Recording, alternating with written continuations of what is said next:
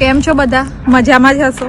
આજે ફરી એકવાર હું એક નવો સ્કેમ તમારી સામે લઈને આવી છું, જેમાં તમારા મોબાઈલ ફોનનું નેટવર્ક જતું રહે છે અને જ્યાં સુધી તમારા ફોનનું નેટવર્ક પાછું આવે તમારું બેંક એકાઉન્ટ ખાલી થઈ ચૂક્યું હોય છે. સ્કેમ એટલો કોમન છે કે આના માટે ડિપાર્ટમેન્ટ ઓફ ટેલિકમ્યુનિકેશને પણ એક વોર્નિંગ ઇસ્યુ કરી લીધી છે.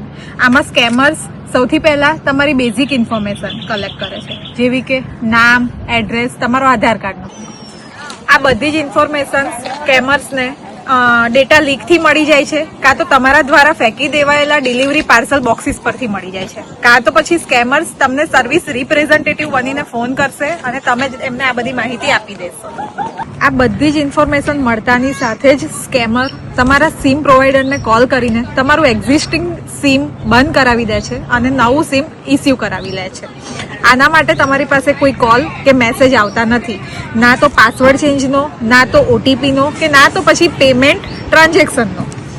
અને જ્યાં સુધી તમે કંઈ સમજી શકો ત્યાં સુધીમાં તો તમારું બેંક એકાઉન્ટ ખાલી થઈ ગયું. આનાથી બચવાના પણ કેટલાક ઉપાયો છે જે હું તમને જણાવી દઉં.